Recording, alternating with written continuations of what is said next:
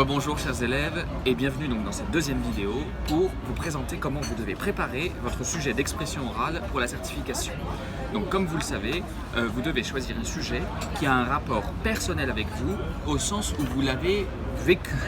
C'est pas quelque chose qui simplement vous intéresse, mais quelque chose qui a un rapport qui touche au vécu. Pour cela, donc, vous pouvez encore changer de sujet si vous voulez, il n'est pas trop tard.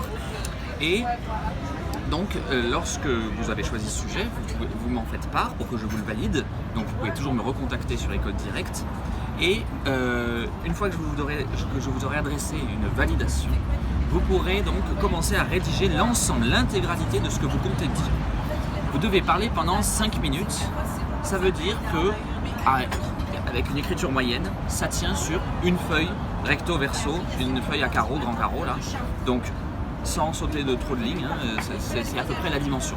Comme moi, je vous demande de sauter des lignes parce qu'après je vais mettre des corrections en rouge et la place du verbe doit être modifiée, eh bien je vous demande donc d'écrire sur une copie double et de faire 4 pages. Ça doit tenir donc sur 4 pages copie double en étant souligné avec des petites écritures.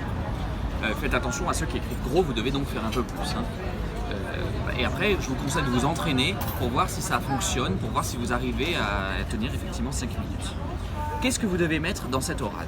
D'abord, vous devez présenter la chose, donc le hobby, le pays, le métier, la passion, etc. que vous voulez présenter.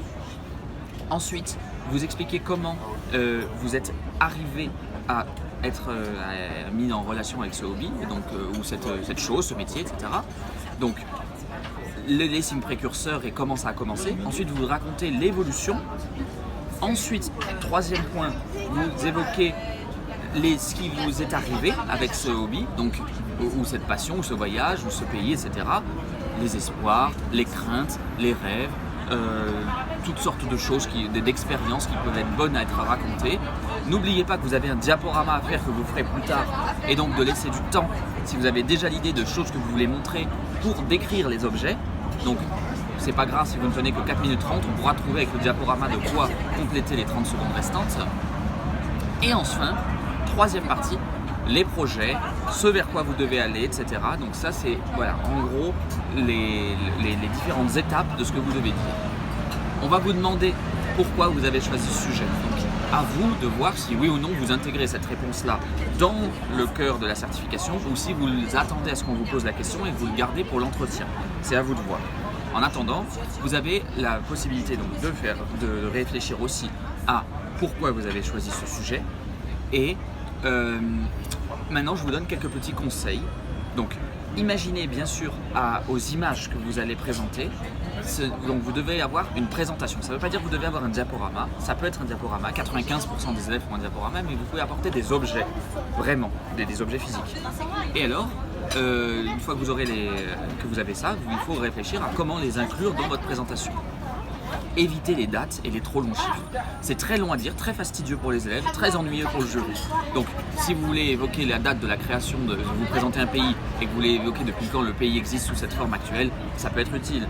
Mais de développer le nombre d'habitants, les différents événements, etc. Si vous parlez d'un auteur aussi, les dates de naissance, de mort, c'est pas très utile. Vous dites simplement le siècle, ça suffira pour le niveau de la certification. Voilà, pensez à faire des phrases complexes, utilisez des phrases avec zu, avec wenn, avec damit, avec das, weil, deswegen, deshalb, etc. Comme pour l'écrit, on est au niveau B1 là. Donc ça veut dire que vous devez vraiment avoir ce niveau de complexité.